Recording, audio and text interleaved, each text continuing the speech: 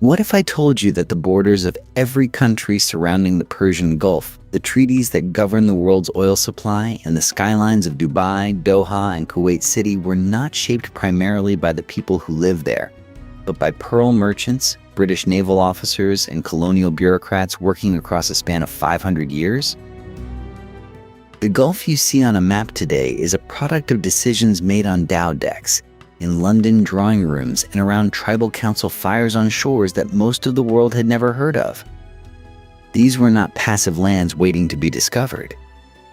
They were home to ancient civilizations, powerful merchant dynasties, and seafaring cultures that had been trading across the Indian Ocean for 3,000 years before the first oil well was ever drilled. But how did kingdoms that had outlasted Portuguese invaders, Persian conquerors, and Ottoman pressure, end up bargaining away their sovereignty to Britain, only to be catapulted by oil into the modern world almost overnight? In this documentary, we piece together the full story of the Persian Gulf before petroleum changed everything, and reveal why understanding that history matters more now than ever. Long before the first oil derrick pierced the desert floor, long before tankers carved their slow paths through shimmering water, the Persian Gulf was already ancient, already storied, already a world unto itself. Stand at the Gulf's edge today and look out across that narrow, sun-hammered stretch of sea. It runs roughly 600 miles from the Strait of Hormuz in the east to the marshlands of southern Mesopotamia in the northwest, and in most places spans no more than 200 miles across. Small, by oceanic standards.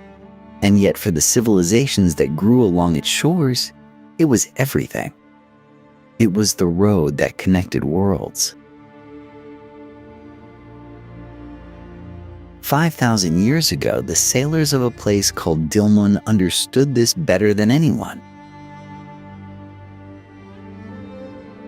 Dilmun occupied the islands we now call Bahrain, rising from the Gulf's western waters like a mirage made permanent. Around 3000 BCE, as the great cities of Mesopotamia were just beginning to flex their ambitions, Dilmun was already positioning itself as the commercial heart of a vast maritime network. The Sumerians of ancient Iraq spoke of it with reverence. Their texts described Dilmun as sacred ground, a pure and holy land where the sun rose first, where sickness did not exist, where the gods themselves had walked. It was Eden before Eden had a name. But Dilmun was no mere legend. It was business. Merchants from Dilmun carried copper from the mines of Oman northward into the workshops of and Lagash. They carried carnelian beads, ivory, and timber southward from the Indus Valley, from cities like Mohenjo-Daro and Harappa that flourished in what is now Pakistan. The Gulf, in these centuries, was the connective tissue of the ancient world's most ambitious long-distance trade system. Archaeologists have found Indus Valley seals buried in Mesopotamian soil. They have found Mesopotamian cylinder seals in Gulf ports. The evidence of contact is everywhere, scattered across millennia like breadcrumbs.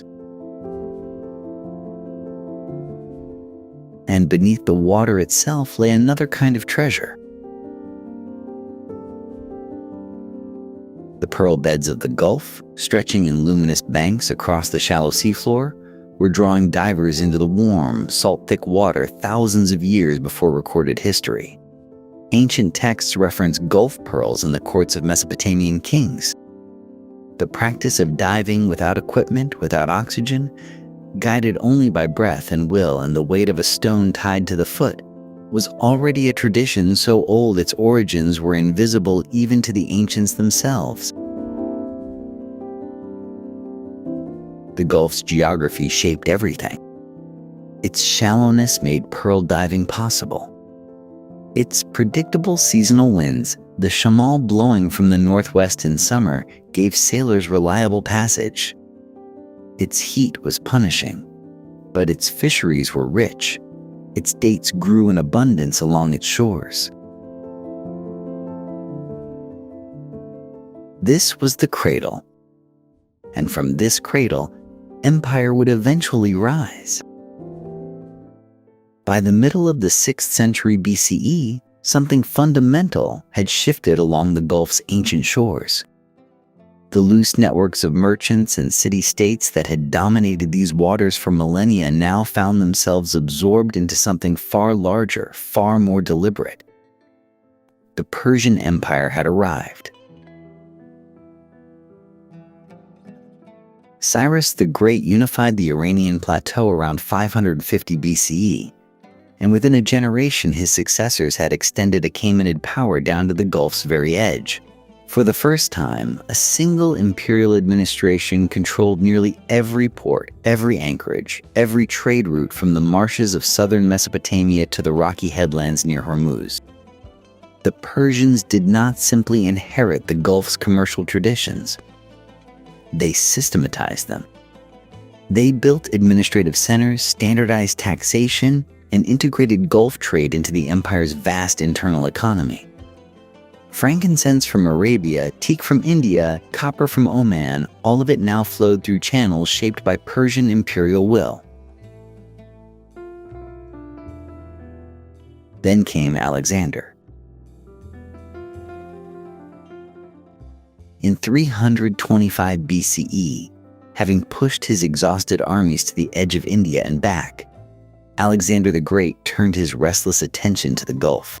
He dispatched his admiral Nearchus with a fleet to survey the waters from the Indus mouth westward, charting coastlines and probing harbors. Alexander himself planned to circumnavigate the Arabian Peninsula, envisioning the Gulf as the spine of a new commercial empire that would rival anything the world had seen. Death interrupted that vision. He died in Babylon in 323 BCE, and his grand maritime ambitions died with him. But his brief intervention had revealed something important. The Gulf was not merely a regional waterway. It was a pivot point for anyone who dreamed of controlling the ancient world's longest trade corridors.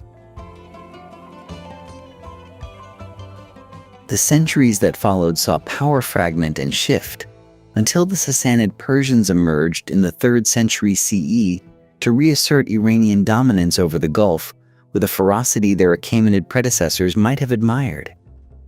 The Sassanids fortified ports along the eastern Arabian coast and extended their influence into Oman, establishing garrisons and administrative outposts that tied the Gulf's southern shores firmly to Persian authority. What made this period remarkable was the Gulf's role as a pressure point between two colossal rival powers. As Rome consolidated its grip on the Mediterranean and pushed into the Near East, and as the Sassanids held the East, the Gulf became a contested corridor. When overland Silk Road routes grew dangerous or expensive, merchants rerouted goods through Gulf ports. Control of those ports meant leverage over the flow of silk, spices, and precious stones connecting Asia to the Mediterranean world. For over 1,000 years, successive empires had understood what the earliest Dilmun traders had grasped intuitively. Whoever commanded these waters commanded something irreplaceable. But empires, however mighty, are never permanent. And from the deserts to the west, a force was gathering that would transform the Gulf more completely than any army or fleet had ever managed. In the summer of 632 CE, the Prophet Muhammad died in Medina, leaving behind not just a faith, but a political and military momentum that his successors had no intention of slowing. Within a decade, Arab armies had shattered the Sassanid Empire that had dominated the Gulf's eastern shores for centuries.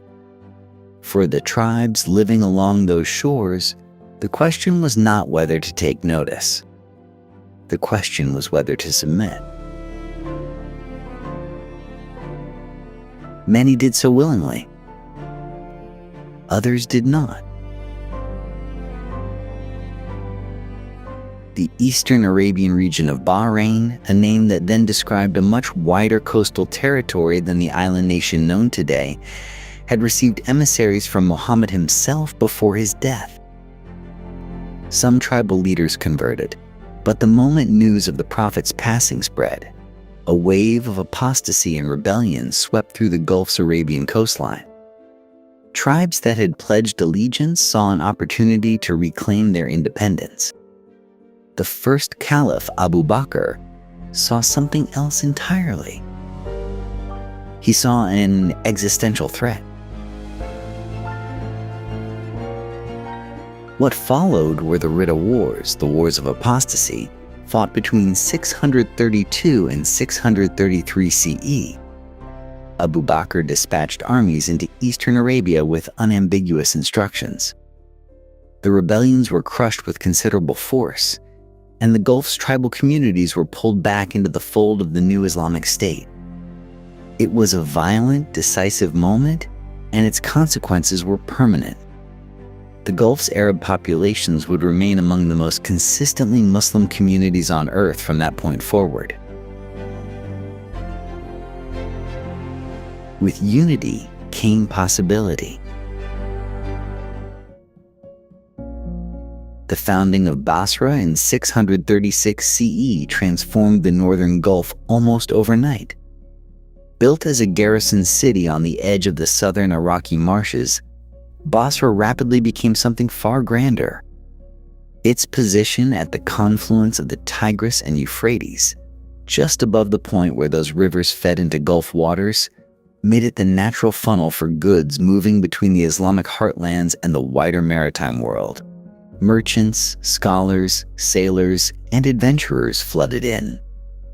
Within a generation, Basra was one of the largest cities in the known world. Further down the Gulf's eastern shore, the port of Sirah flourished on the Iranian coast through the 9th and 10th centuries, growing wealthy beyond easy description. Archaeological excavations have uncovered evidence of trade goods from China, East Africa, India, and Southeast Asia, all passing through a city whose grand stone mosques and merchant houses clung to a narrow strip of land between the mountains and the sea. This was the era the Abbasid Caliphate made its own. From their magnificent capital at Baghdad, founded in 762 CE, the Abbasid caliphs presided over a golden age of commerce and intellectual life. Gulf sailors, known as navigators of extraordinary skill, pushed their dhows further than any previous generation had dared. They reached the ports of Tang and later Song Dynasty China. They traded along the East African coast at Kilwa and Mombasa. They carried silk and porcelain eastward and brought back ivory, gold, and spices. The Gulf was no longer merely a regional corridor. It had become a thread in a web of exchange spanning half the planet. For nearly 6 centuries, this Islamic commercial civilization flourished, generating wealth that funded courts, libraries, and scientific inquiry from Cordoba to Samarkand. But golden ages carry within them the seeds of their own ending. From the steppes of Central Asia, a force utterly indifferent to accumulated wealth or ancient cities was already moving westward.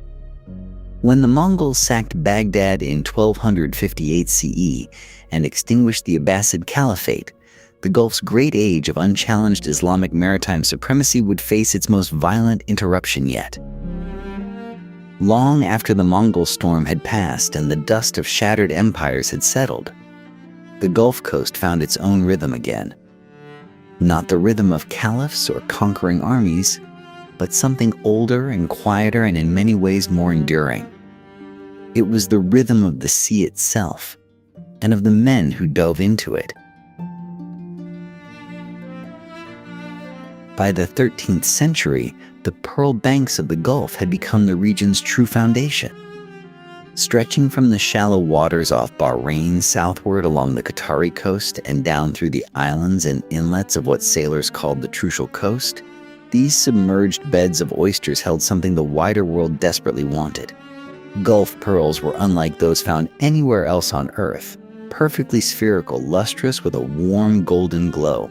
Prized in the markets of Cairo, Calicut, and eventually the courts of Mughal India, where emperors draped themselves in strands that had been harvested from these same shallow waters. The industry that grew around those oysters was ancient. But the centuries between 1200 and 1500 CE saw it mature into something approaching a full economic system, complete with its own laws, hierarchies, and cruelties. The organizing principle was the gauze, the annual diving season that ran from roughly May through September. When the season opened, an entire society mobilized. Fleets of wooden dhows departed from coastal villages carrying crews whose roles were precisely defined. The nokata was the captain and financier, often operating on behalf of a wealthier merchant onshore.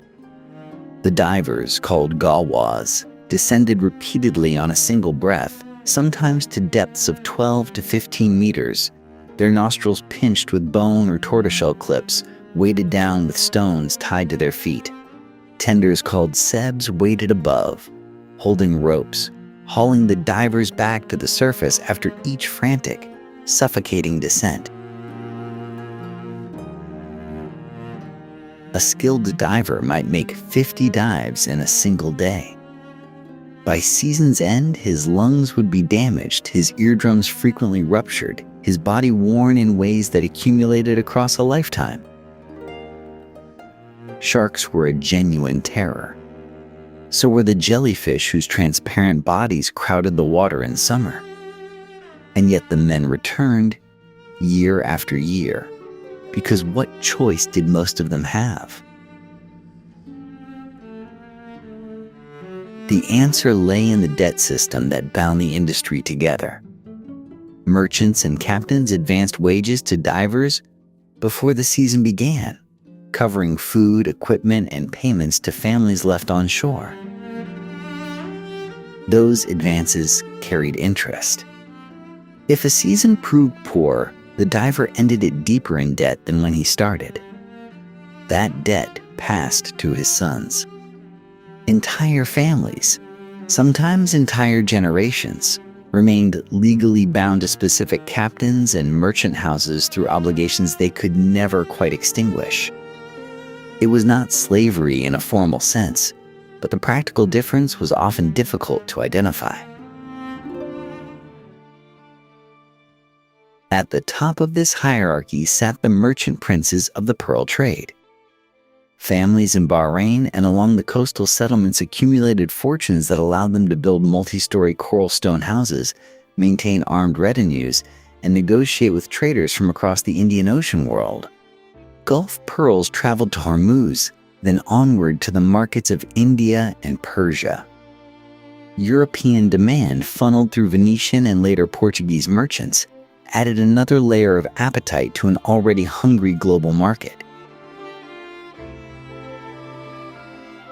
Between the indebted diver and the wealthy merchant stood the tribal sheikh, whose authority over the pearl banks themselves gave him leverage over everyone.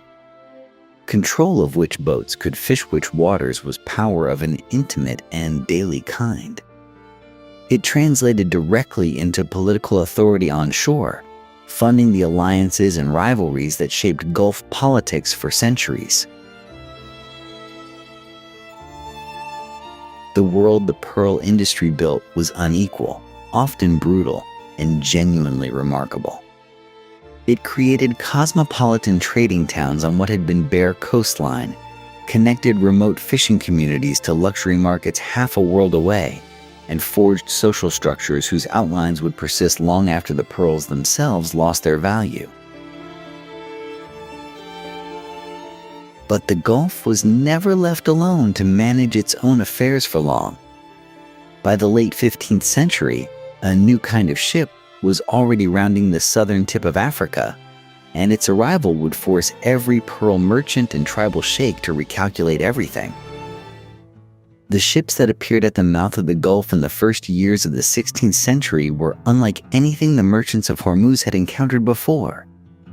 Heavy, high-sided carracks bristling with cannon, flying the cross of the Portuguese Order of Christ, they carried not just trade goods but a comprehensive vision of conquest. Their commanders had not come to negotiate. They had come to own the ocean itself.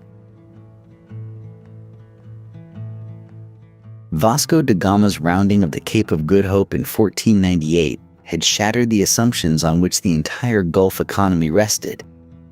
Suddenly, the spice routes that had flowed northward through the Gulf and overland to the Mediterranean had a rival. Portugal intended to redirect that flow entirely, and the man they chose to enforce that intention was Afonso de Albuquerque, one of history's most ruthless strategic minds. Albuquerque first seized Hormuz in 1507, taking the island city that sat at the Gulf's entrance like a cork in a bottle. The wealth he found there staggered even his hardened soldiers. Hormuz was, by contemporary accounts, one of the richest cities in the known world, its markets piled with silks, spices, horses, and pearls from the very banks described by generations of Gulf traders. Albuquerque began constructing a fortress immediately, understanding that the key to controlling Gulf commerce was controlling this single choke point. He withdrew briefly under pressure, but returned in 1515 with a larger force, and this time made Hormuz a permanent Portuguese possession. The fortress he completed there, thick-walled and heavily gunned, announced a new political reality to every merchant vessel passing through those waters. From Hormuz, Portuguese power extended along both coastlines. Forts rose in Bahrain, disrupting the pearl trade networks that Chapter 4 described in such detail. Muscat on the Omani coast fell and was fortified. Portuguese captains established a system of cartazes, essentially paid licenses that every ship in the Gulf was required to carry. Vessels caught trading without one were liable to seizure, their cargoes confiscated, their crews treated with a violence that contemporaries described with genuine horror. The economic damage to traditional Arab and Persian merchants was catastrophic. Families who had operated as intermediaries in the spice and pearl trades for generations found themselves taxed at every port, their established relationships with Indian and East African partners suddenly subject to Portuguese interference. The cosmopolitan trading towns that had grown prosperous over centuries were now required to route their profits through a foreign power that took a substantial share of everything. Resistance was persistent, if rarely successful in these early decades. Persian forces attempted to dislodge the Portuguese from Hormuz multiple times. Arab tribes along the coast harassed Portuguese supply lines. Local rulers who had accommodated the newcomers found the terms of that accommodation growing steadily more onerous. What the Portuguese never quite achieved was genuine control of the interior. Their empire was a maritime empire, a chain of fortified coastal points connected by sea lanes. The moment a Portuguese fleet sailed beyond cannon range, the old networks reasserted themselves. Trade flowed in the gaps, overland, at night, through ports the Portuguese could not garrison. By the early 17th century, that erosion was becoming irreversible. The Portuguese navy was stretched across too many oceans, their merchant competitors growing stronger, and the local resentment they had spent a century generating was ready to find new allies. The year 1622 would bring a reckoning at Hormuz that the founders of that fortress could never have imagined, as a combined Anglo-Persian force arrived to dismantle what Albuquerque had so violently constructed. The age of European monopoly in the Gulf was ending almost before it had fully begun, and the powers waiting to fill that vacuum were already gathering on the horizon. While Portuguese cannon still echoed across the Gulf, something remarkable was stirring in the mountains of Oman. Far from the coast where European warships ruled, a young imam was beginning a project that would reshape the entire Indian Ocean world. Nasir bin Murshid al-Yarubi became Imam of Oman in 1624, inheriting a country that was fragmented, exhausted, and partially occupied by a foreign power. Where others saw defeat, he saw opportunity. The resentment that a century of Portuguese taxation and coercion had built up across Omani society had created something the Portuguese had failed to anticipate: a people with every reason to unite. Nasir bin Murshid gave them a reason to fight. His campaign was methodical and patient. Over 2 decades, he drew together the fractious tribes of the interior, negotiating where he could, conquering where he must. He was not simply assembling an army.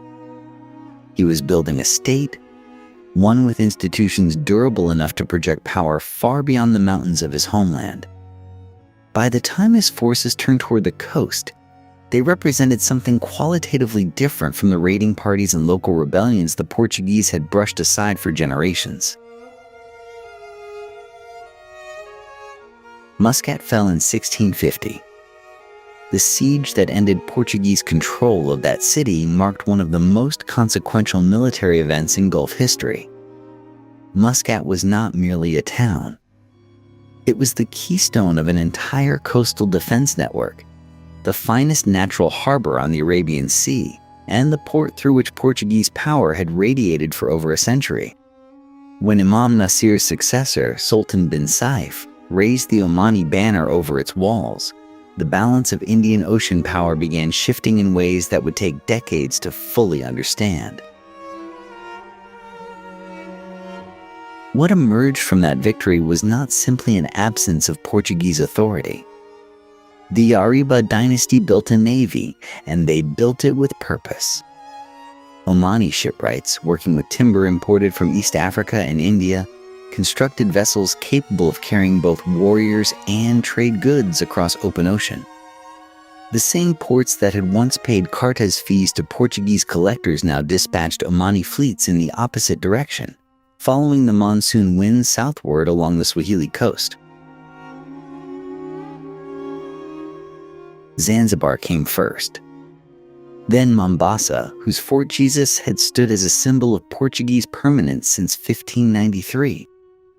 The Omani siege of Mombasa lasted nearly 3 years before the fort finally surrendered in 1698, its starving Portuguese garrison reduced to a handful of survivors. It was a victory that announced, to every trading community along the East African coast, that a new imperial power had arrived. The Swahili coast settlements greeted the Omanis with a complicated welcome. Many had chafed under Portuguese extraction for generations and saw the newcomers as liberators. Others understood quickly that liberation from one imperial power sometimes means submission to another. Omani governors arrived in Zanzibar and Mombasa alongside Omani merchants, and the clove and ivory trades that had sustained those coastlines found new masters. Yet, the Yaruba Empire was something genuinely different from its predecessor. Where the Portuguese had maintained an essentially extractive relationship with the Indian Ocean world, the Omanis inserted themselves into it. Omani merchants married into Swahili families. Ibadi religious scholars traveled alongside traders. The empire they built was porous and commercial in ways that purely military empires rarely manage. By 1720, the Yaruba dynasty stood at the height of its power. Omani dhows sailed from Zanzibar to Karachi, from the Persian Gulf to the Malabar coast. The pearls, dates, frankincense, slaves, ivory, and spices that moved through those trade routes generated a wealth that transformed Muscat from an occupied colonial outpost into the capital of a genuine maritime empire. It was an extraordinary reversal, achieved within a single lifetime from the moment Nasir bin Murshid began his unification campaign in the mountains. The Gulf, it turned out, had not simply absorbed Portuguese power. It had digested it, learned from it, and produced something new. But empires built on trade are only as stable as the winds that carry their ships, and within the Yaruba dynasty itself, the pressures of succession. While the Omanis were reclaiming their coastline from the Portuguese, two new powers had already been quietly slipping through the Gulf's warm waters. They arrived not under royal banners but under the flags of corporations, and that difference mattered enormously. The Dutch East India Company, chartered in 1602, and the English East India Company, established just 2 years earlier in 1600, were unlike any trading organization the Gulf had ever encountered. They carried cannon, maintained standing armies, and negotiated treaties. They were, in every practical sense, states disguised as merchants. The Dutch arrived first in significant numbers, establishing trading contacts along the Persian littoral in the early decades of the 17th century. Their interest was not the Gulf itself, but what lay beyond it: the overland and sea routes connecting Europe to the spice markets of India and Southeast Asia. The Gulf was a corridor, a means to an end. But corridors require posts, safe harbors, and friendly rulers, and so the Dutch planted themselves accordingly, inserting factors and agents into port towns wherever Persian administrators would permit them. The English were close behind, and they came bearing something the Dutch could not offer: military assistance against a mutual enemy. Shah Abbas I of Persia had watched the Portuguese occupy Hormuz for over a century, collecting duties from Persian trade that he believed rightfully belonged to his treasury. He needed a navy. The English East India Company had one, and it needed favorable terms at Bandar Abbas, the mainland port that Abbas had constructed specifically to rival Hormuz. The alignment of interests was almost too convenient to be accidental. In 1622, an Anglo-Persian force descended on Hormuz. English warships blockaded the island while Persian troops pressed the landward approaches. The Portuguese garrison, outnumbered and isolated, held out briefly before surrendering. It was a decisive moment. The fortification that had anchored Iberian power in the Gulf for over a century changed hands in a matter of weeks. The Portuguese never recovered their position. The English received their reward in trading privileges at Bandar Abbas, and for a generation they enjoyed the most favorable commercial position of any European nation in Persian Gulf waters. Their factory at Bandar Abbas became a hub of intelligence, correspondence, and commerce. A small English world transplanted to a Persian shore, complete with its own chaplain, its own accounts ledger, and its own deeply ingrained conviction that every problem could be solved through negotiation, or, if necessary, a naval demonstration. But the Dutch refused to concede the field. Through the middle decades of the 17th century, the two companies competed aggressively for Persian silk, Gulf pearls, and the carrying trade between the Gulf and India. The competition occasionally turned violent in other theaters, and its echoes reached even these waters. Persian administrators learned to play the rivals against one another, extracting concessions from each by threatening to favor the other. What neither European company fully grasped, at least not yet, was that they were operating within a region where the real transformations were being driven not by European ambition but by local power. The Omani resurgence that was sweeping Portuguese influence from the coast was also complicating every European calculation about how Gulf trade would be organized in the coming century. By 1720, the Portuguese were fading, The Omanis were ascendant, and the Dutch and English were still competing for a prize that kept shifting beneath their feet. The Gulf had survived one era of European intervention and was already absorbing a second. The question gathering on the horizon was whether the regional powers who had so skillfully managed these foreign ambitions could maintain that balance, as a new and more turbulent century began to unfold. By the middle of the 18th century, the familiar contest between European trading companies and established Persian administrators had obscured something quietly revolutionary taking place inland. Across the Arabian Peninsula, tribal confederations were moving. Not wandering, as nomads had always wandered, but migrating with purpose, carrying with them ambitions that would reshape the entire Gulf coastline within a single generation. The Utub Confederation originated in the Najd, the vast interior plateau of central Arabia. Scholars still debate precisely when they began moving toward the coast, but by the early decades of the 1700s, clans within this loose tribal alliance had settled along the northwestern shore of the Gulf. Kuwait Bay offered what the desert interior could never provide: a natural harbor, access to the pearl banks, and proximity to the overland trade routes connecting the Gulf to Aleppo and the wider Ottoman commercial world. Around 1752, the Al-Saba family assumed leadership of the small but growing settlement at Kuwait. The arrangement was partly practical. The Bani Khalid, who nominally controlled the region, needed stable administrators for their coastal dependencies. The Al-Saba needed legitimacy. The agreement that emerged established a pattern of governance through consent and coalition that would define Kuwaiti politics for centuries afterward. Kuwait was never conquered into existence. It was, in a sense, negotiated into being. But another branch of the Utub Confederation had grander ambitions. The Al-Khalifa, having established themselves alongside the Al-Saba in Kuwait, soon looked southward toward Bahrain.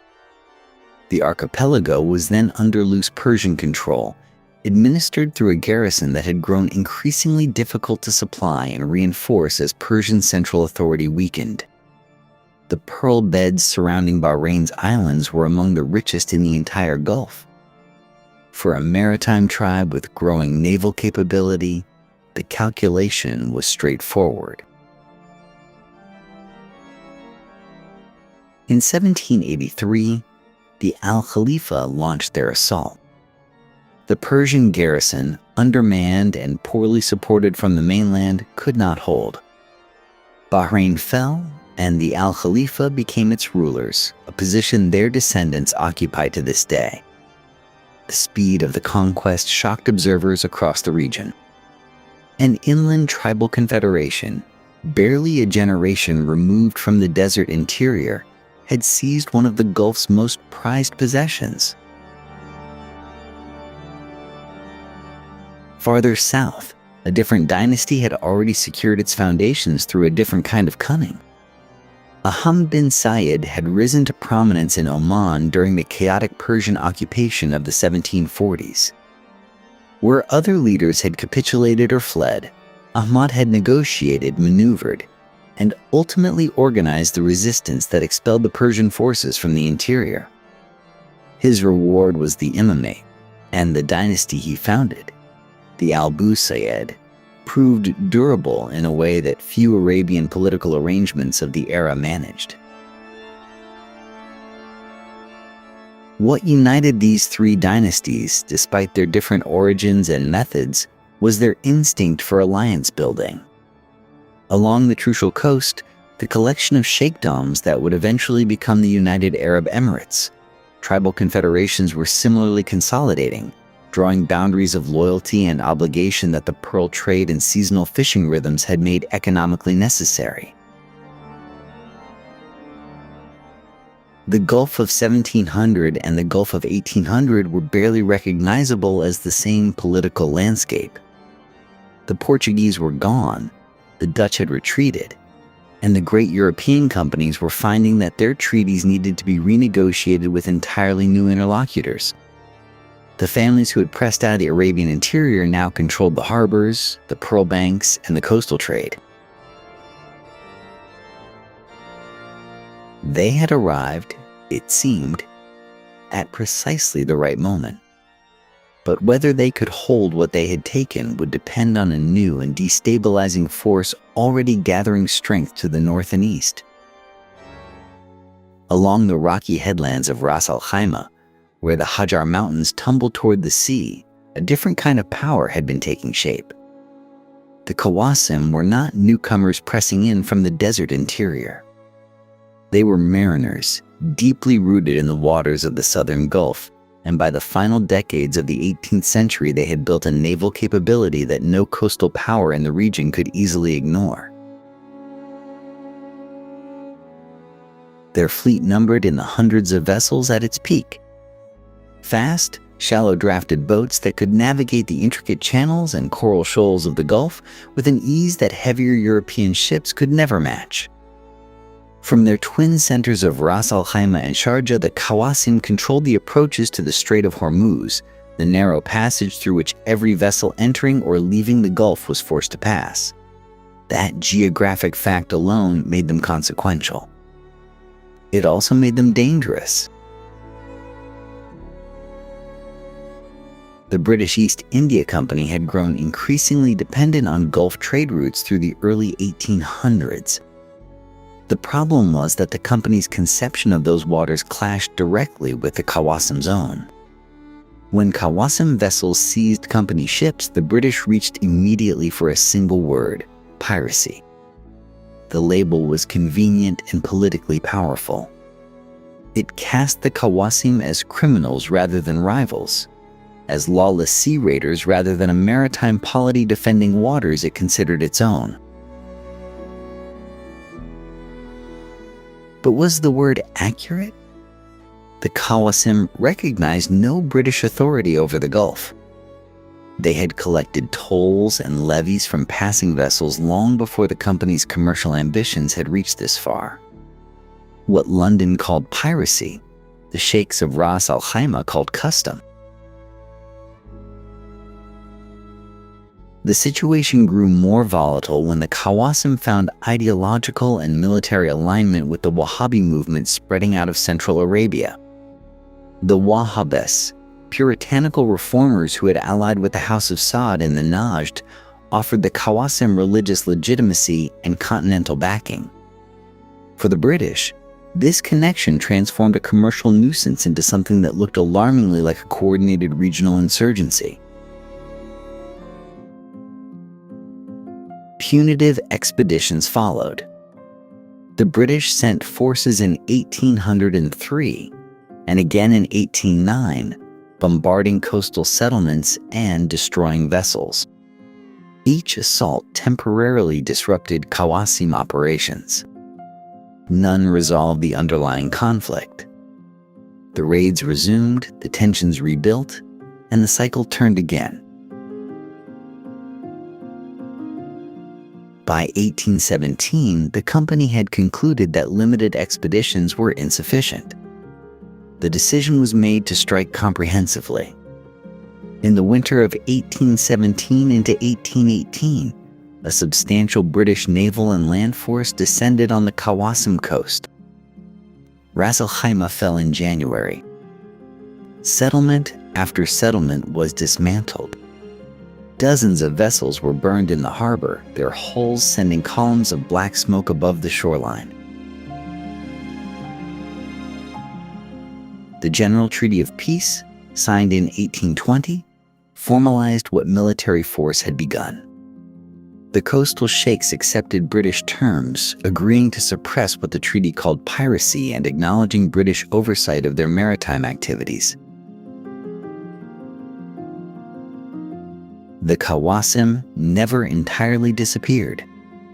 Their descendants would become the ruling families of Ras Al Khaimah and Sharjah within the future United Arab Emirates.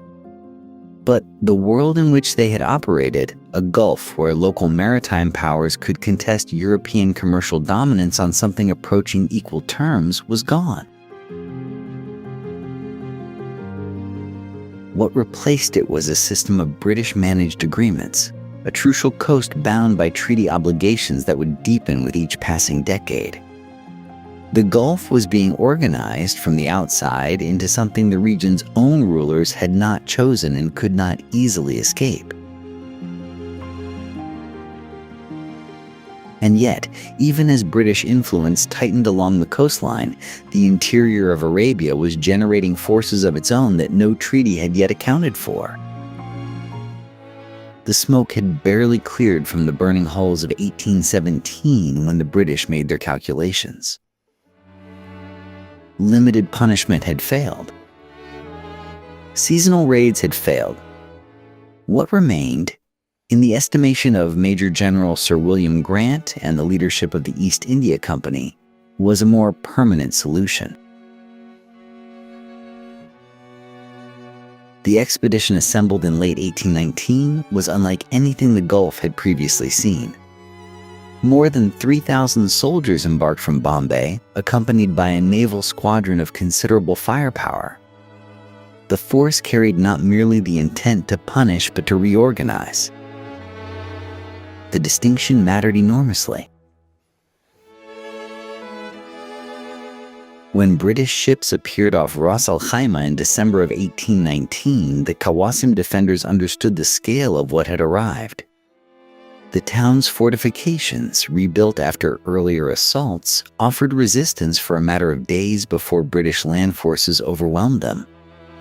What followed was methodical and deliberate. The harbor was cleared of every vessel that could threaten maritime commerce. Warehouses were emptied and burned. The physical infrastructure of Qawasim sea power was systematically erased, not damaged, not disrupted, but destroyed. The campaign moved down the coast with grim efficiency. Al-Alwan, Ajman, Sharjah, each settlement received the same treatment. Fortifications were pulled down. Fleets were put to the torch. The British were not raiding. They were remaking geography. Could the Qawasim sheikhs have resisted differently? Perhaps with greater unity or outside support, the outcome might have been prolonged. But the Wahhabi alliance that had once provided ideological backing had been severely weakened by Egyptian military campaigns in the Arabian interior, campaigns conducted on behalf of the Ottoman Sultan that had shattered the first Saudi state by 1818. The Qawasim stood largely alone, facing an adversary whose resources and organizational capacity they could not match. By January of 1820, the military campaign was functionally complete. What remained was the diplomatic exercise that would give the violence lasting administrative form. The General Treaty of Peace, signed in January of 1820, bore the marks of its origins in coercion. The sheikhs of the coastal settlements, including those of Ras Al Khaimah, Sharjah, Al Quwan, Ajman, Dubai, and Abu Dhabi, placed their marks upon a document that redefined their relationship to the sea. They agreed to suppress piracy. They agreed to fly a designated flag that British naval vessels could identify and inspect. They agreed, in essence, to accept British judgment over what constituted legitimate maritime activity in waters their ancestors had navigated for generations. The treaty was not a simple act of submission. The sheikhs retained internal authority over their territories, their tribes, their customary arrangements. The British were primarily concerned with commerce and the security of trade lanes, not with administering desert interiors. But the treaty established a precedent of breathtaking consequence. The Gulf's coastline had become a managed zone, overseen from Bombay, accountable to a foreign commercial enterprise whose authority rested ultimately on the warships anchored offshore. The name that emerged for these territories, the Trucial Coast, derived from the very word truce, from the agreements that would follow in 1835 and thereafter. It was a name that encoded the relationship perfectly. These were lands held in a kind of suspended negotiation with British power, neither fully sovereign in the older sense nor formally colonized, but something in between that served British interests admirably. For the Gulf Zone peoples, the consequences were profound and long-lasting. Maritime communities that had organized their economies around trade, fishing, pearling, and yes, the kind of armed commercial activity that every seafaring culture of the era practiced, now operated within boundaries set by outsiders. The freedom of the water, which had defined life along this coast for centuries, had been circumscribed by ink and cannon. The world that emerged from 1820 was quieter in certain respects. The open conflicts of the Qawasim era gave way to something more controlled. But beneath that surface calm, the forces shaping the Gulf's future were far from settled. In the interior, tribes still moved. Rulers still competed. And in the pearl beds of the shallow Gulf waters, an economy of extraordinary fragility and extraordinary value was about to reach its zenith. The ink of 1820 had barely dried before the British discovered an inconvenient truth about treaties. A document, however forcefully obtained, could not by itself change the deep rhythms of Gulf life. Pearl diving seasons still brought fleets onto the water. Disputes between sheikdoms still erupted into armed confrontation. The General Treaty of Peace had created a framework. Filling that framework with lasting order would require something more. Through the 1820s and early 1830s, incidents continued to accumulate. Vessels clashed. Accusations of piracy, genuine and fabricated alike, traveled back to Bombay. The British found themselves acting as reluctant arbiters of quarrels whose origins stretched back generations. What the 1820 treaty lacked was a mechanism for managing these ongoing frictions. A permanent solution required a different kind of commitment.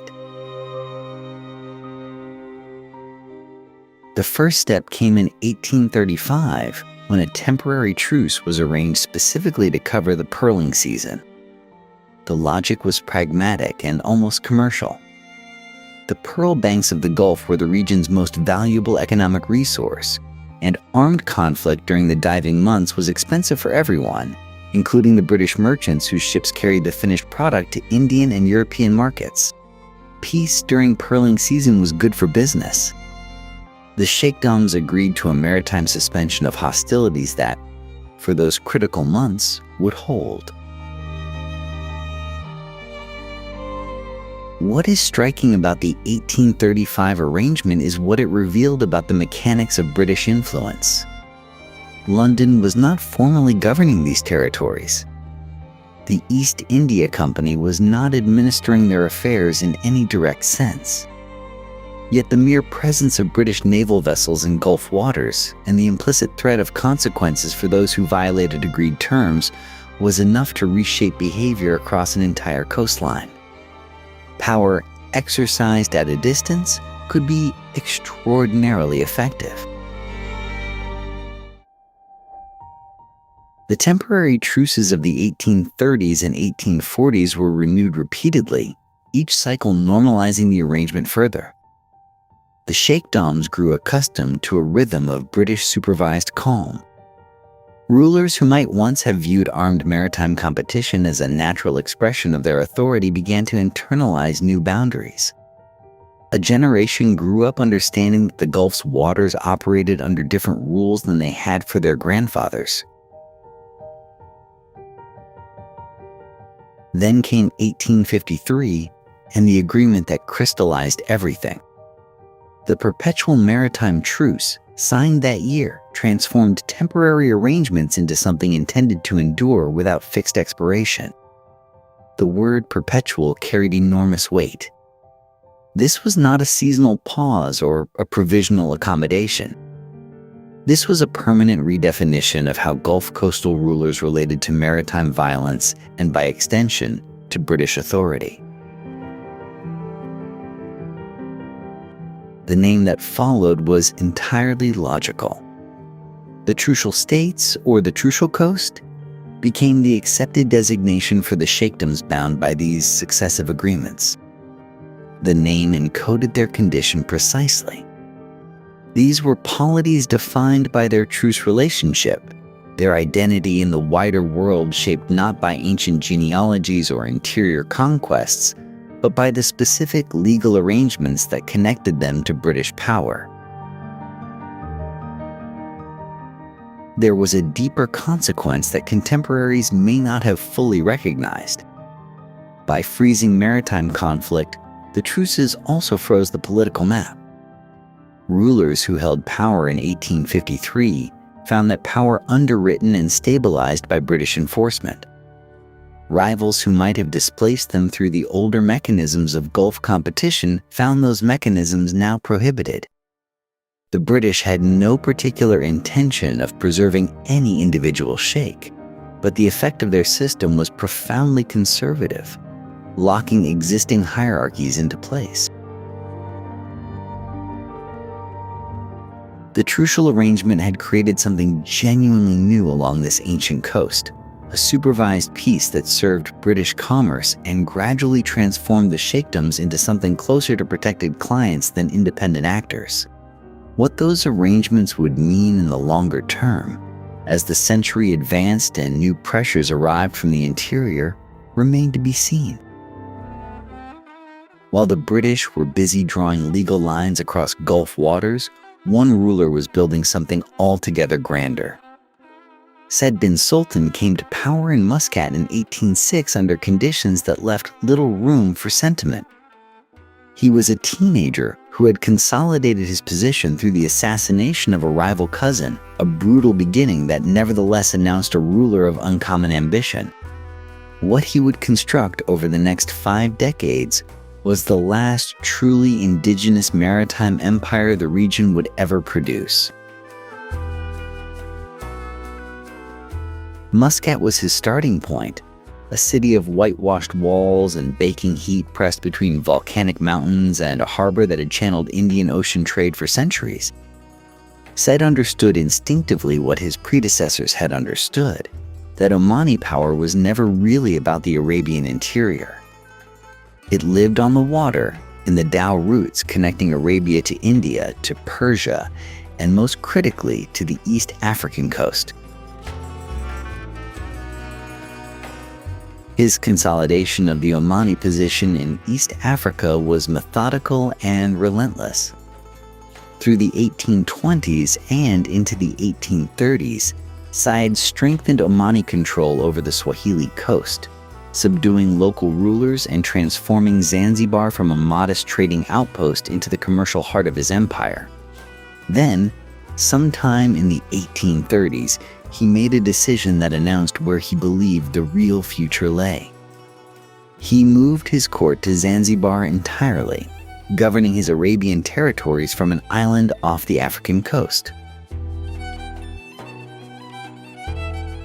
What drew him there was cloves. Said had recognized that Zanzibar's humid climate was ideal for cultivation, and he aggressively promoted the establishment of clove plantations across the island. By the 1840s, Zanzibar had become the world's leading clove producer, supplying spice markets from Bombay to Boston. The sweet, pungent smell of cloves drying in the coastal air became the signature scent of Omani prosperity.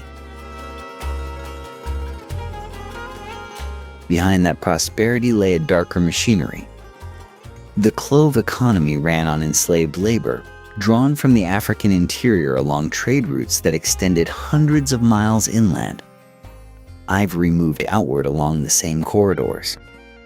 Zanzibar's harbor became the processing point for an entire East African commercial system, and Syed sat at its center, collecting duties, granting licenses, and managing relationships with the Arab merchant families who financed the caravans. He was also a diplomatic operator of considerable skill. Commercial treaties with the United States were signed in 1833, followed by agreements with Britain and France. American merchants from Salem and New York sent ships to Zanzibar, trading cotton cloth for cloves and ivory. For a brief, strange moment, Zanzibar was a node in a genuinely global network, connected to New England counting houses as directly as to Bombay trading firms. Said bin Sultan died at sea in 1856, still governing, still moving between the twin poles of his empire. His death exposed a structural problem he had never adequately resolved. The empire was too large and too personally dependent on its ruler for any smooth succession. The British arbitrated the outcome. The Canning Award of 1861 formally divided the realm, assigning Muscat to one son and Zanzibar to another. The division was clean in legal terms and catastrophic in practical ones. Neither half retained the commercial weight of the combined empire. Muscat, stripped of its East African revenue, began a long economic contraction. Zanzibar continued for a time under its own momentum, but the age that had produced Syed bin Sultan, the age of indigenous Gulf empire building on an oceanic scale, was effectively finished. The British had not conquered his realm. They had simply outlasted it and shaped its ending with a document. The pattern was becoming familiar along these shores. The pattern, as the previous decades had shown, was always the same. A document, a signature, and sovereignty quietly transferred from one hand to another. In the final decade of the 19th century, that pattern accelerated into something systematic and deliberate. Britain had maintained its presence in the Gulf through the Trucial system since the 1820s, suppressing piracy and managing maritime disputes. But by the 1890s, a new anxiety had gripped the corridors of the India Office in London. The European powers were on the move. France was pressing its commercial interests eastward. The Ottoman Empire was reasserting old claims to Gulf territories. And most alarming to British strategic planners, Germany under Kaiser Wilhelm II was funding railway projects that threatened to connect Constantinople to the Gulf Coast. The Baghdad Railway, as it became known, represented a direct challenge to British dominance of the overland routes to India. The response was legal rather than military. Between 1891 and 1892, British political agents fanned out across the Gulf carrying nearly identical documents for the local rulers to sign. Bahrain went first in 1892. Sheikh Isa bin Ali Al Khalifa, ruler of the island archipelago his family had controlled since 1783, signed what was called an exclusive agreement. The terms were precise and unambiguous. He would not enter into any agreement with any foreign power other than Britain. He would not grant territory to any foreign power without British consent. His foreign affairs, in all practical senses, now belonged to London. The Trucial states, the cluster of sheikdoms along the lower Gulf Coast, signed identical agreements in the same year, their rulers appending their seals to documents they likely understood imperfectly but had little power to refuse. Kuwait's agreement came 7 years later under circumstances that revealed the underlying anxiety driving British policy. Sheikh Mubarak al-Sabah, known to history as Mubarak the Great, had seized power in 1896 through the assassination of his two brothers.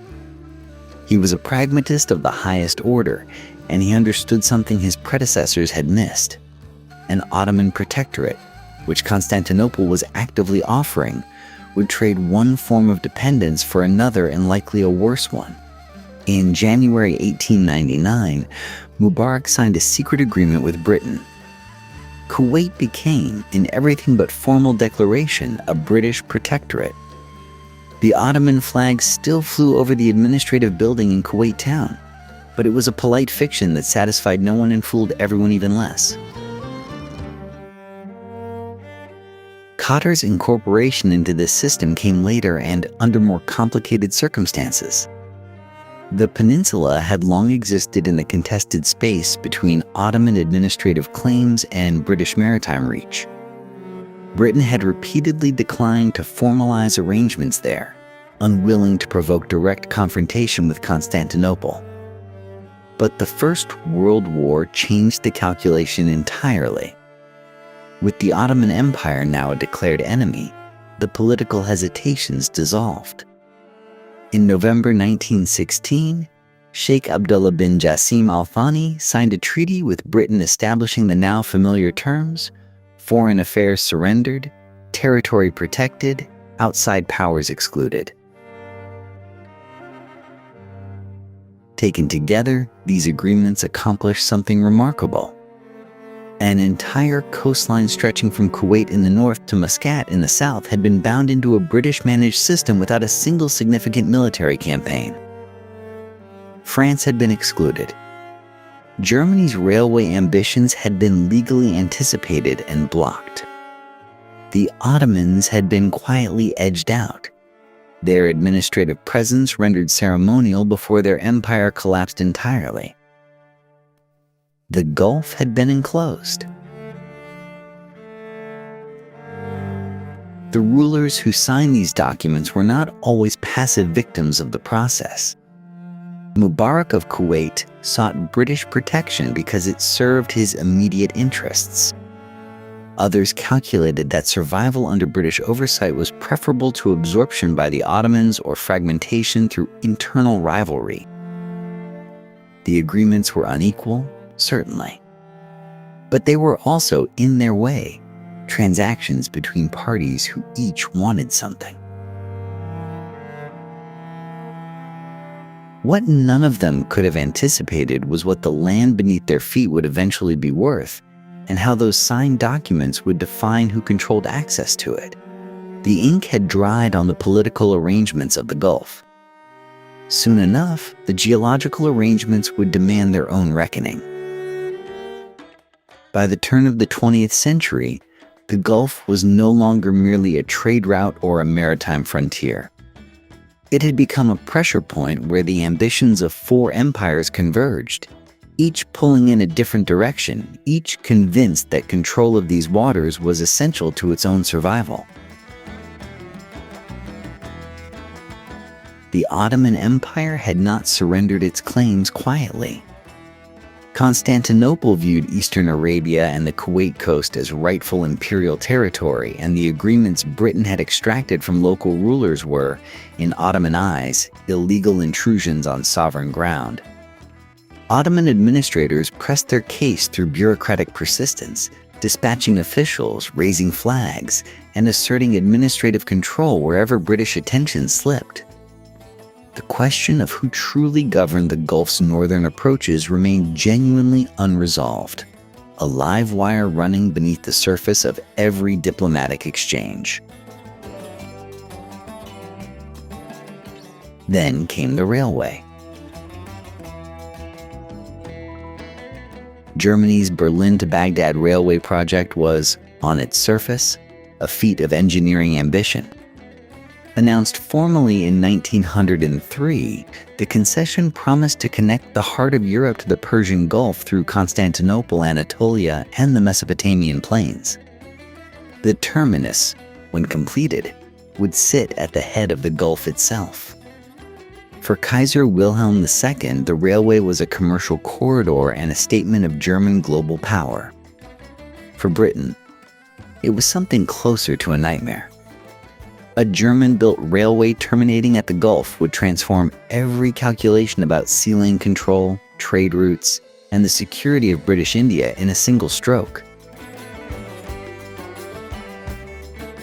No one understood this more clearly than George Nathaniel Curzon, the Viceroy of India and perhaps the most formidable imperial strategist of his generation. In the autumn of 1903, Curzon embarked on a theatrical tour of the Gulf aboard a naval squadron, calling at Muscat, Sharjah, Kuwait, and Bahrain. The message was deliberate and unmistakable. At a ceremonial gathering in Sharjah, Curzon delivered what amounted to a declaration of British supremacy over the entire waterway. The Gulf, he announced, was a British lake. Outside interference would not be tolerated.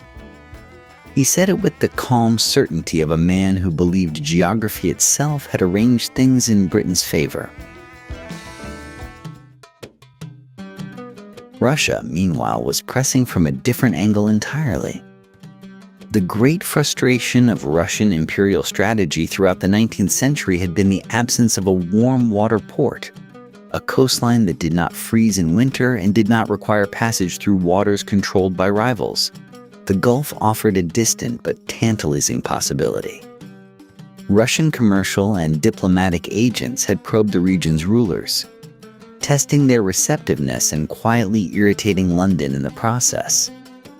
After Russia's catastrophic defeat by Japan in 1905, those ambitions receded, but the underlying logic never disappeared entirely. Through all of this, the Gulf's connection to India remained Britain's fundamental justification for everything. The steamship routes from Bombay to Basra and Muscat carried not just goods but the administrative sinew of empire. Troops, dispatches, officials, and intelligence flowed through these waters constantly. A hostile power commanding the Gulf's entrance could strangle Britain's Eastern Empire without firing a shot at London. By 1914, the web of agreements, naval patrols, and diplomatic declarations had held. Germany's railway had not yet reached its terminus. Ottoman claims had been managed rather than resolved. Russian ambitions had stalled. But the system was under strain, and every party to this slow-motion contest understood that the old arrangements were approaching a breaking point. That breaking point arrived in the summer of 1914, when the guns of Europe opened a new chapter not just for the continent, but for every contested corner of the world the empires had carved between them. While European diplomats argued over railways and spheres of influence, life along the Gulf shoreline continued at a rhythm far older than any empire. The tide set the calendar. The wind determined everything else. Each spring, as the waters warmed and the Shamal winds softened, the pearling fleets departed. Dozens of slender dhows slipped out from Bahrain, Kuwait, Dubai, and the smaller ports of the Trucial coast, carrying crews of between 20 and 60 men into the offshore banks. The Nakuda, the captain and financier of each vessel, commanded absolute authority at sea. Beneath him, the divers, most of them drawn from the poorest families along the coast, descended repeatedly into water up to 14 fathoms deep, holding a single breath, fingers working to pry oysters loose before the burning in their lungs drove them back to the surface. A skilled diver might make 60 descents in a single day. He would do this for 4 months. The economics were merciless. The Nakuda advanced food, water, and equipment against future earnings, a system of debt that bound divers to their captains across seasons and generations. A poor harvest left a man deeper in obligation than when he had started. A remarkable pearl, lustrous and perfectly spherical, could change a family's circumstances entirely. Most men lived somewhere in between, sustained by hope and held by debt. Back on shore, the sucks of Manama, Kuwait City, and Dubai pulsed with a cosmopolitan energy that would have surprised anyone who imagined the Gulf as a remote backwater. Indian merchants from Sindh and Gujarat had operated trading houses in Bahrain and Kuwait for generations, financing the pearl trade and importing cotton textiles, spices, and rice. Persian traders crossed the narrow water between their coast and the Arab shore so frequently that whole neighborhoods of Gulf towns were distinctly Iranian in character. Baluchi workers, Swahili sailors, and Jewish merchants from Iraq all found their place within these layered commercial communities. The date palm anchored a different economy inland. Across the oases of the interior, date cultivation sustained populations that had no access to the sea. The annual harvest filled the camel caravans that connected coastal ports to the desert hinterland, and Basra dates were prized in markets stretching from India to East Africa. Social life moved under the authority of the sheikh, whose position rested not on formal law, but on reputation, mediation, and the loyalty of powerful tribal confederates. A petitioner could, and did, approach the sheikh directly in his majlis, the open reception where disputes were heard and decisions announced. Women managed households, transmitted knowledge of pearl quality between generations, and maintained family networks during the long months when husbands and fathers were at sea. Theirs was an invisible authority, seldom recorded but never absent. It was fragile, all of it, this intricate world balanced on the weight of a single lustrous stone. And somewhere in Japan, a man named Mikimoto was perfecting a method that would make the natural pearl nearly worthless. The blow, when it came, arrived not from a rival empire or a desert storm, but from a laboratory in Japan. Kokichi Mikimoto had spent decades perfecting his technique, inserting a tiny bead of shell into a living oyster and coaxing it to produce a pearl indistinguishable to the naked eye from anything pulled from the Gulf's ancient banks. By the late 1920s, his factories were producing cultured pearls by the millions. They were beautiful, affordable, and utterly catastrophic for every diver nakuda and merchant from Bahrain to Dubai. The timing could not have been more devastating. In October of 1929, the American stock market collapsed. Within months, the ripple had become a wave, and the wave had become a flood that washed across every luxury market on Earth. Who was buying pearl necklaces now? Department store windows in Paris and New York went dark. The great Indian merchants who had once paid fortunes for a single perfect specimen stopped buying entirely. The price of a pearl dropped by roughly 70% between 1929 and 1932. Some traders reported prices falling even further on the Bahrain sock, where desperate sellers accepted almost nothing for stones that had once represented a diver's entire season. The human consequences were immediate and savage. Entire coastal communities that had organized their lives around the pearling season found themselves with nothing. Crews that had sailed for generations could not afford to outfit their dhows. Nakhodas who had extended credit across entire fleets were suddenly bankrupt, and the divers who owed them money had no means of repaying debts that now seemed permanent and inescapable. In Bahrain alone, the pearling fleet contracted from roughly 900 vessels in the early 1920s to fewer than 300 by the mid-1930s. Thousands of men who had no other trade, no other skill, no other identity, were simply surplus. Famine was not a distant threat. It was a daily reality along the Trucial coast through much of the 1930s. Families sold what little they owned. Malnutrition hollowed out communities that had survived desert heat and seasonal scarcity for centuries. A British political officer touring the coast in 1933 described scenes of genuine desperation. Villages where the fishing had failed and the pearling had ended, and there was simply nothing left to sustain life. The rulers of these small sheikdoms watched their only source of revenue evaporate. Pearling concessions, port duties, and taxes on the pearl trade had funded everything from the sheikh's household to basic security. Now there was almost nothing coming in. Some rulers turned to Britain, requesting loans or increased subsidies.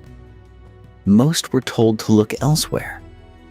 The desperation drove a new willingness to consider arrangements that might once have seemed extraordinary, inviting foreign companies to come and search the desert and the shallow offshore waters for whatever might be hiding beneath the surface.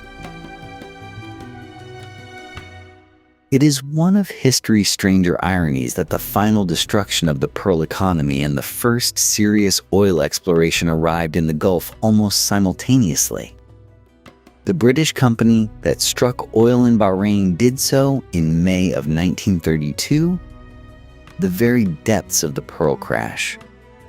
The men who might otherwise have spent their lives beneath the water, prying oysters from the seabed, would soon find themselves in an entirely different world. But that transformation would take time, and the years between the pearl's collapse and oil's promise were among the bleakest the Gulf Coast had ever endured. What came next would change everything, and it began not with a pearl, but with a drill. The drill that changed everything bit into the limestone of Jebel Dukhan, the Mountain of Smoke, on the island of Bahrain in May of 1932. Standard Oil of California, working through a subsidiary, had spent years negotiating a concession from Sheikh Hamad bin Isa Al Khalifa, paying a modest sum in return for the right to explore terrain that most serious geologists considered a long shot. What came up from the ground that spring morning was crude oil in commercial quantities, the first confirmed discovery on the Arab side of the Gulf, and the world would never quite look at this region the same way again. The geological surveys that preceded Bahrain had been cautious, methodical affairs. British and American companies had been circling the Gulf since the 1920s, dispatching geologists who sketched the surface formations, measured the anticlines, and quietly filed reports suggesting that what lay beneath the sands might be extraordinary. The Anglo-Persian Oil Company, which had already struck enormous deposits in neighboring Persia, was watching closely. So was the Iraq Petroleum Company, a consortium of British, French, Dutch, and American interests that had discovered oil in Iraq in 1927 and was eager to extend its reach southward. The concession negotiations themselves were a form of quiet competition. American companies, locked out of some territories by British preference agreements, pushed hard into Bahrain and then into the Arabian mainland. In 1933, Standard Oil of California secured a concession from the newly consolidated Kingdom of Ibn Saud, covering a vast swath of the eastern Arabian Peninsula. The sum paid was modest by any later measure, £35,000 sterling in gold, plus annual payments and royalties. For a kingdom barely solvent after years of desert warfare and economic isolation, it seemed a reasonable gamble. Neither party fully grasped what they were trading. 5 years of searching followed.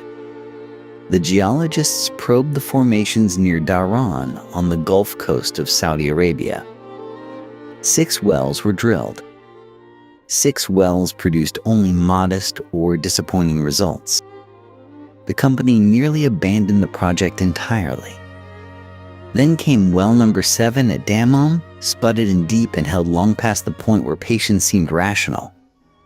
In March of 1938, Dilmun number 7 came roaring in, producing oil at a rate that made every previous calculation obsolete.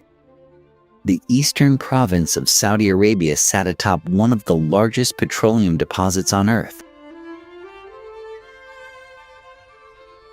That same year, 1938, a second staggering discovery was made beneath the Kuwaiti desert at Bergen.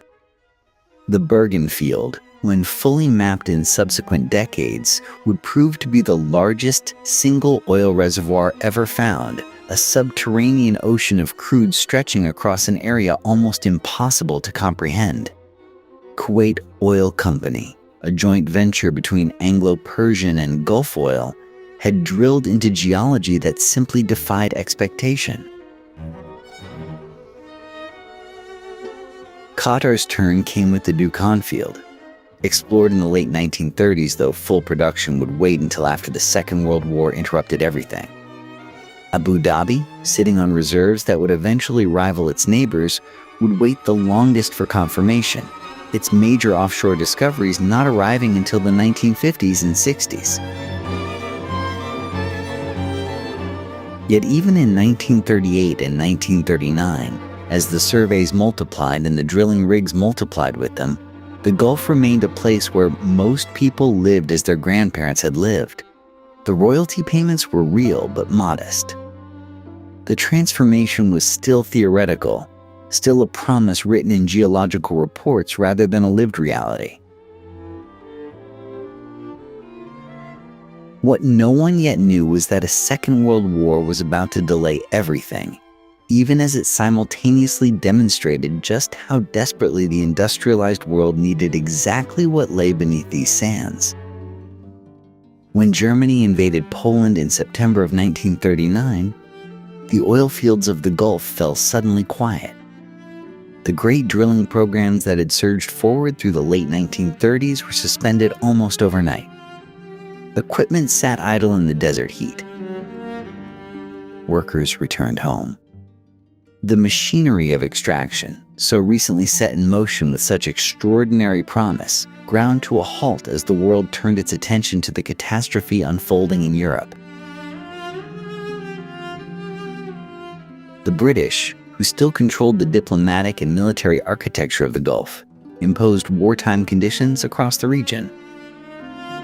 Movement was restricted. Shipping lanes were watched.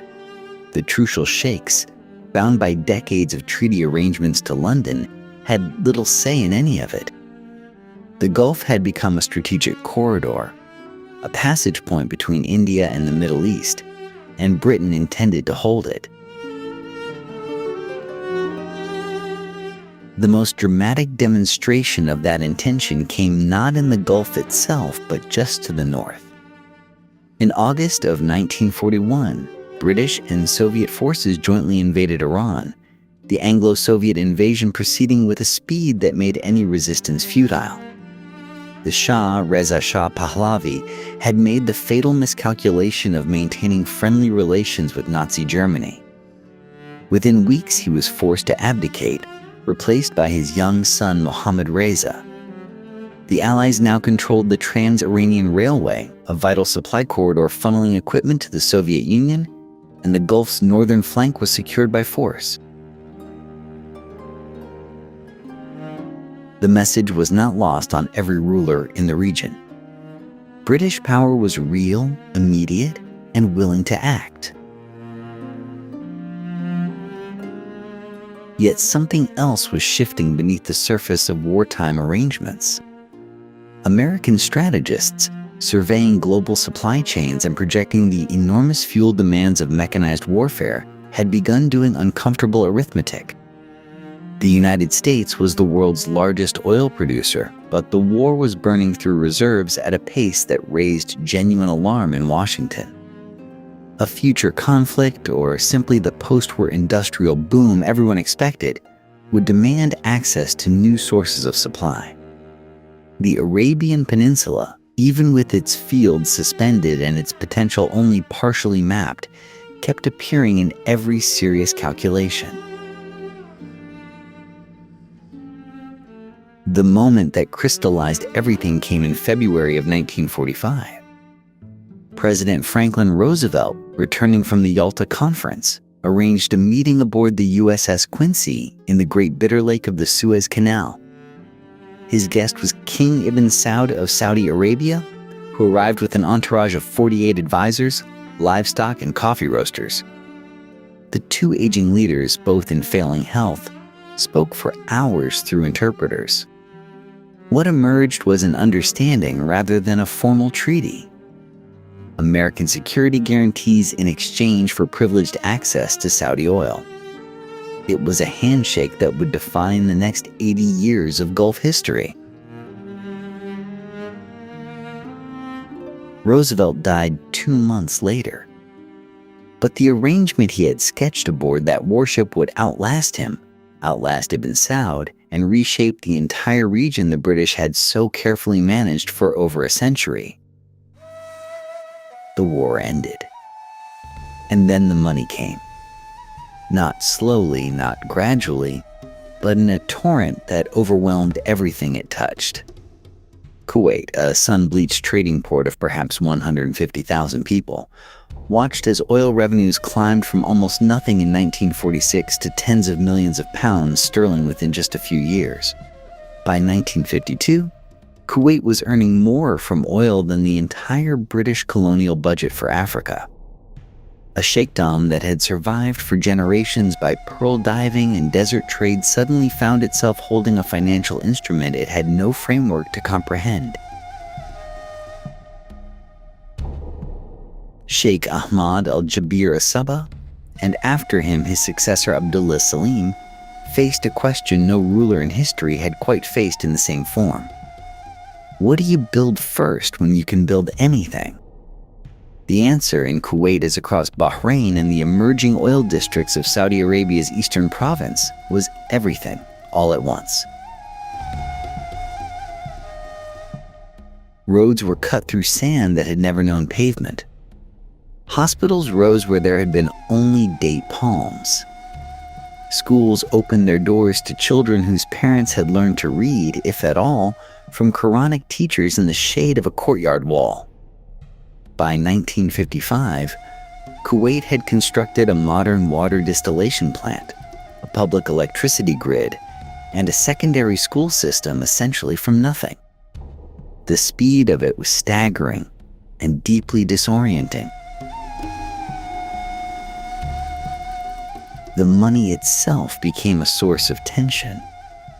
The 1950 profit-sharing agreements, pioneered in Venezuela and quickly adopted across the Gulf, established the principle that oil companies and host governments would split revenues equally. Saudi Arabia formalized this arrangement with Aramco in December of 1950, and Kuwait followed. These 50-50 deals doubled the income flowing to Gulf rulers almost overnight, and they fundamentally altered the relationship between the sheikhs and the foreign companies that had arrived with their machinery and their engineers and their confident assumptions about how things would be done.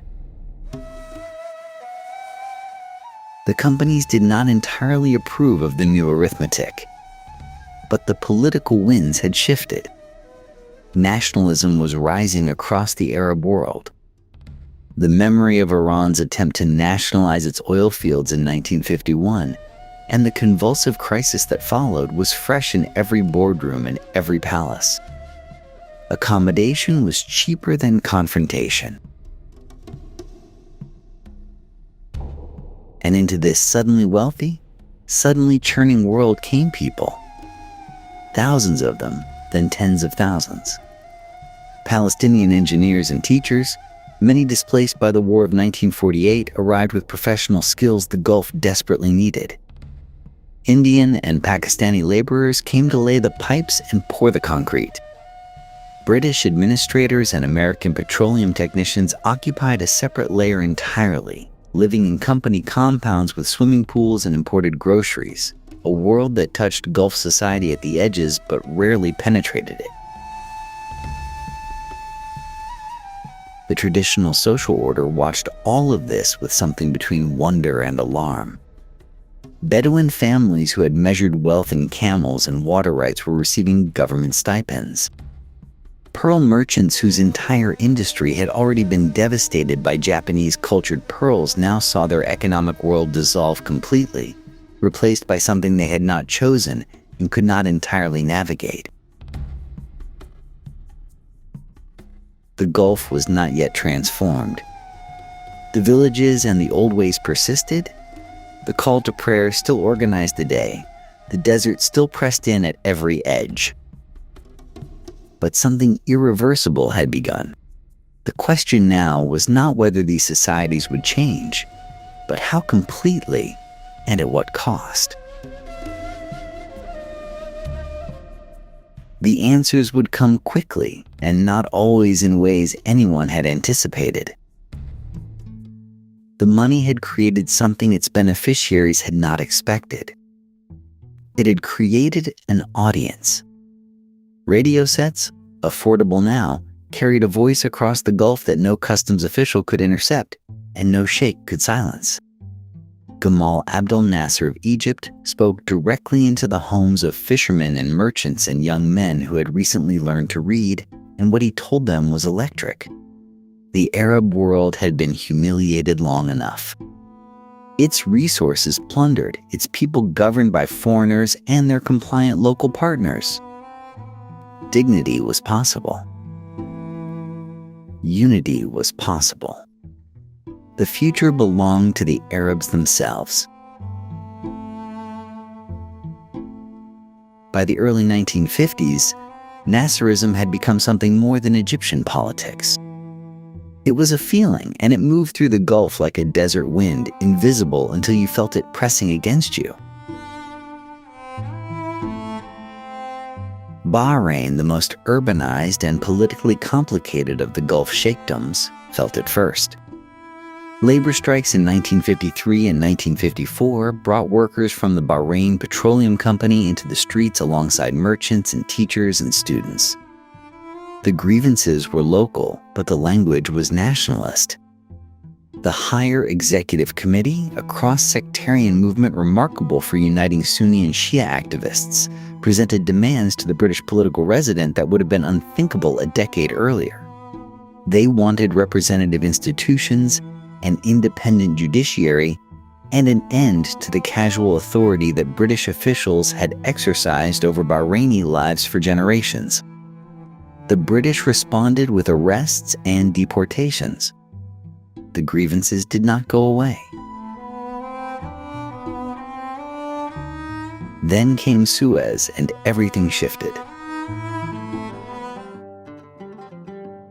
In July of 1956, Nasser nationalized the Suez Canal Company, seizing it from Anglo-French control and announcing that its revenues would fund the Aswan High Dam. Britain and France, in secret coordination with Israel, launched a military operation that October to retake it. The plan collapsed under American pressure and Soviet threats, and Britain withdrew in humiliation. The consequences echoed across every territory where a British political agent still held authority. If Britain could be forced to retreat by Washington's disapproval and the pressure of world opinion, what exactly was its power worth? Gulf rulers who had relied on British protection for over a century quietly recalculated their positions. Nationalists who had feared British resolve now sensed its limits.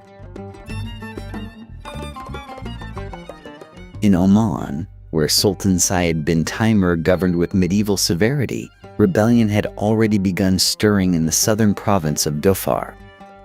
The Sultan's refusal to share any fragment of his country's modest oil revenues with his own people, combined with his ban on education, medicine, and almost any form of modern life, created conditions that required no outside agitator to produce fury. Across the Gulf, the question was no longer whether British treaty arrangements would survive, but how much longer they could be sustained against the pressure building beneath them. The old order was not yet finished, but it was running out of time, and everyone who paid attention could feel it. The answer came on a January morning in 1968, and it arrived not as a gradual fading, but as a sharp announcement. Harold Wilson's Labour government, confronting a sterling crisis and a treasury that could no longer sustain global military commitments, declared that Britain would withdraw all forces from east of Suez by the end of 1971. The Gulf Sheikdoms, protected by British power for 150 years, would be on their own. The reaction in the Gulf was something close to panic. Rulers who had grown accustomed to the reassuring presence of British political agents, who had trusted that a gunboat or a regiment of soldiers could always materialize when serious trouble arrived, now faced a question they had never seriously been required to answer. What exactly were they? They had populations, territories, and oil revenues. But they had no armies worth the name, no diplomatic services, no courts capable of handling international disputes, and in some cases no clear borders separating them from their neighbors. Sheikh Zayed of Abu Dhabi and Sheikh Rashid of Dubai, rivals who had spent years quarreling over patches of desert and creek water, suddenly found themselves agreeing that union offered survival. The negotiations that followed aimed to bring together 9 territories, including Bahrain and Qatar, into a single federal state. It proved harder than geography suggested it should be. Bahrain, the most populous and politically sophisticated of the 9, had its own sense of identity and its own ambitions. Qatar's ruling Al Thani family harbored deep reservations about submerging themselves into a structure that larger neighbors might dominate. The arithmetic of representation, the question of which ruler would hold what authority in a federal government, produced arguments that British mediators struggled to contain. Kuwait offered a useful precedent, though not an entirely comforting one.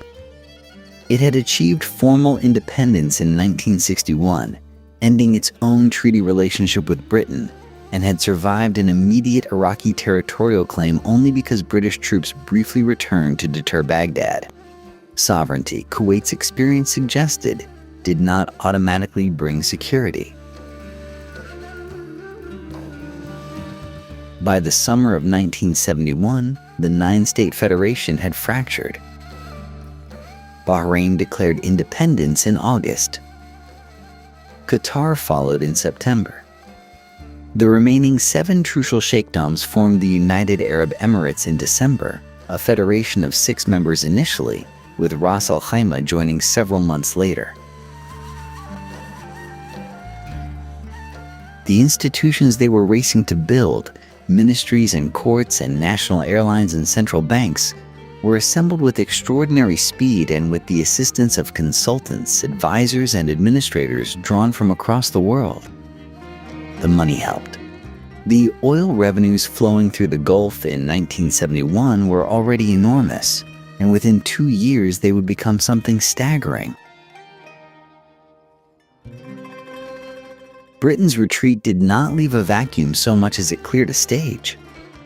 New actors were assembling, new ambitions were forming, and beneath the desert, the resource that would reshape everything was already flowing. December 2nd, 1971. In the coastal city of Dubai, beneath floodlights and flags representing 6 sheikdoms that had never before acted as one, the United Arab Emirates formally came into existence.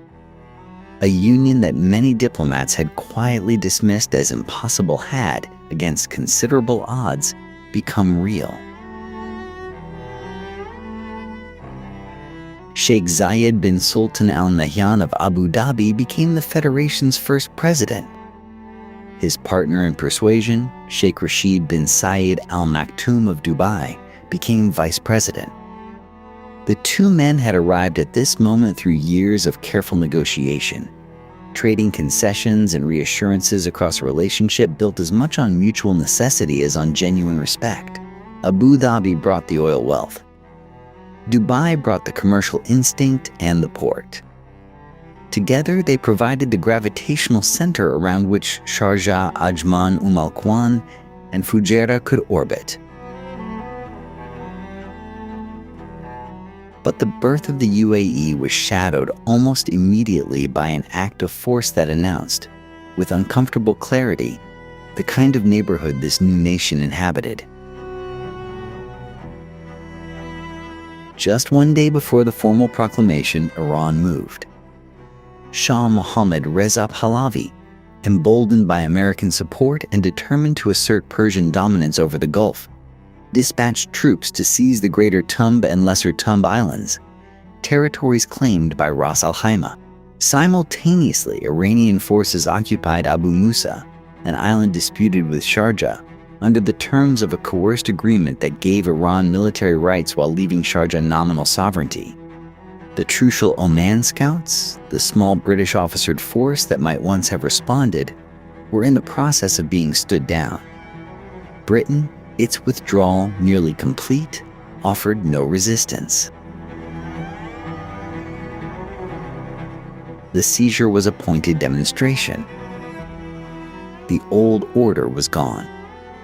The new federation would need to find its own answers to questions of security and sovereignty, and those answers would not come easily or quickly.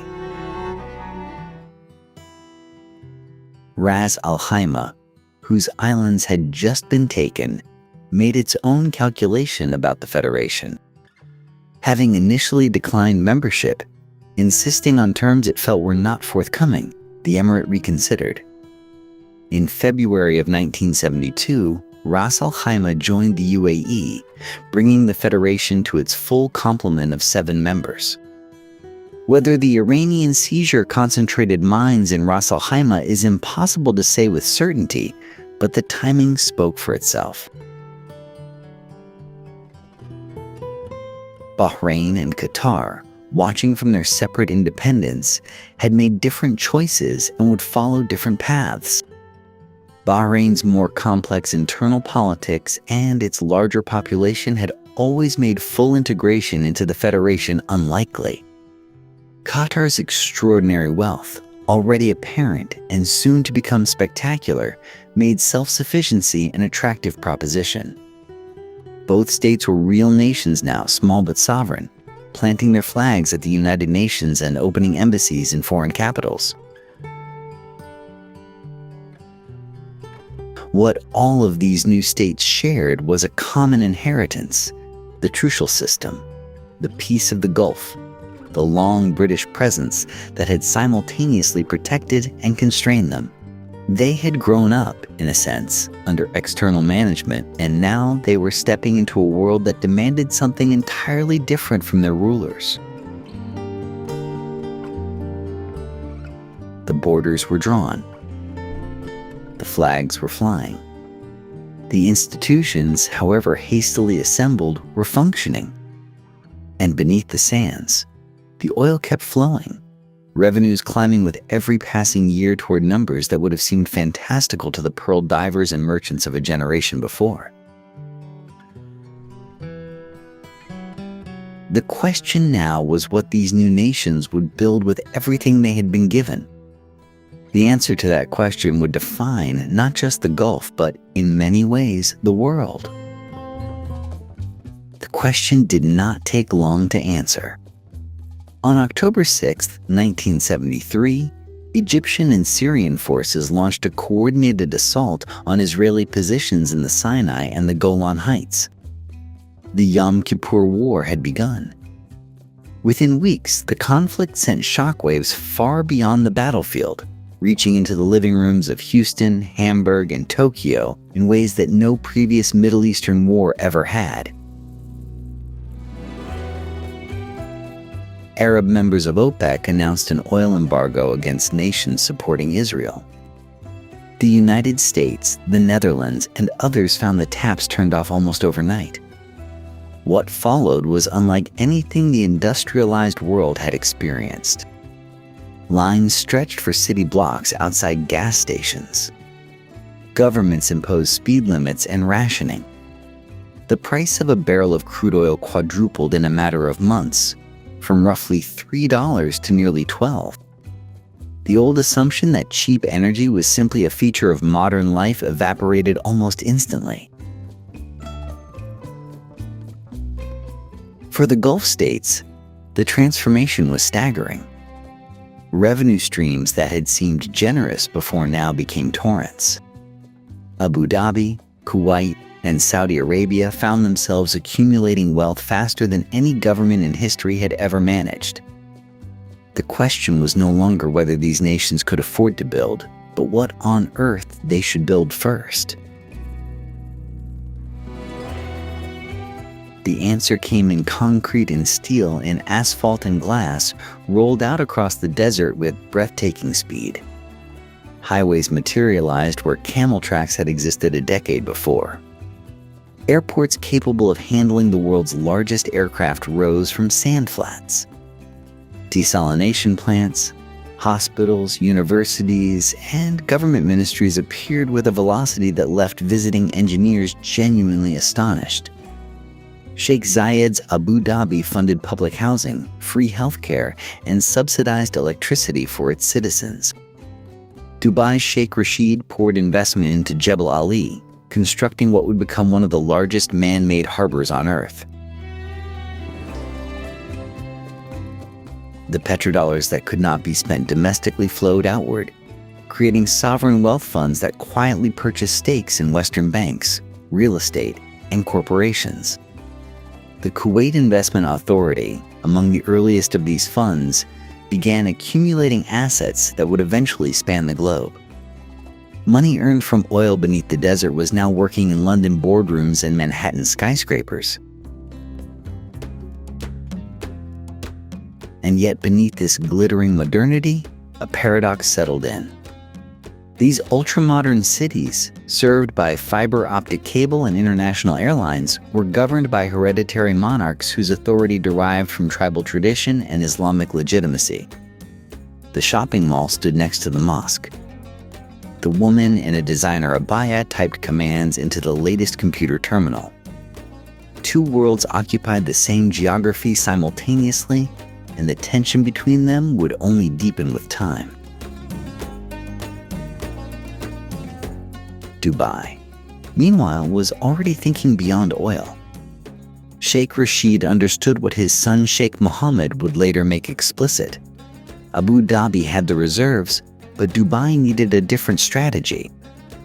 Commerce, free trade zones, tourism.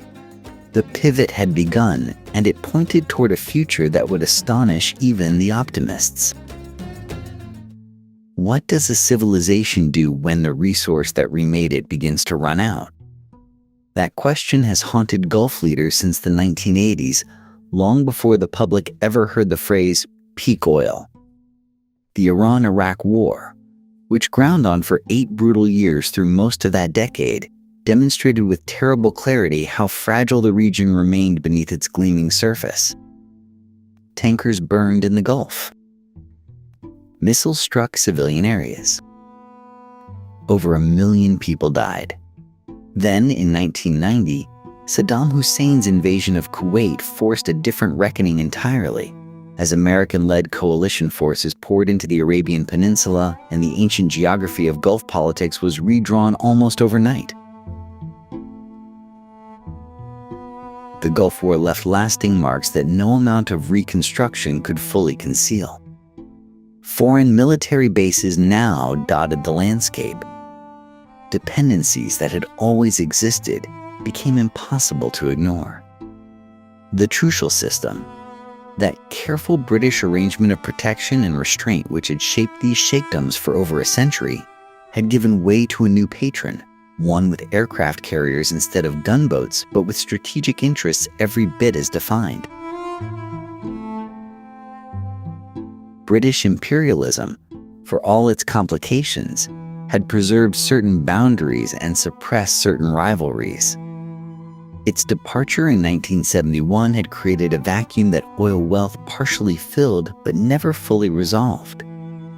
The tensions between Iran and its Arab neighbors, between Sunni and Shia populations, between monarchies nervous about democratic movements nearby, these did not originate with oil, but oil magnified every one of them. Today, the diversification question is no longer theoretical. Saudi Arabia's Vision 2030, announced by Crown Prince Mohammed bin Salman in 2016, represents perhaps the most ambitious peacetime economic restructuring any government has attempted. Tourism, technology, entertainment industries, all were sectors that would have seemed scandalous to discuss openly in Riyadh just decades prior. The kingdom that once banned cinemas opened its first public movie theater in 2018. The UAE's leadership invested in artificial intelligence research centers and space programs. Whether these pivots succeed remains genuinely uncertain. Economies built on subsidized energy, imported labor, and redistributed oil revenue do not transform easily or painlessly. Perhaps the most quietly urgent struggle is one happening in archives and memory rather than boardrooms. The generation that dove for pearls, who navigated by stars, who lived in barasti huts of woven palm fronds, that generation is almost gone. Museums now preserve their tools like artifacts behind glass. Oral history projects race against time. A world that existed within living memory is already becoming myth. The pearl diver who once risked his life in dark water for a single lustrous gem could not have imagined the skyline that replaced his shoreline. Yet the questions he lived with about survival, about power, about who controls the sea, remain entirely recognizable. The Gulf's extraordinary century is not finished. It is simply entering a chapter whose ending no one can yet read. From ancient purling beds to glittering skylines built overnight, the Gulf's transformation stands as one of history's most breathtaking stories of power, loss, and reinvention. Subscribe for more forgotten empires and the untold forces that shaped our world.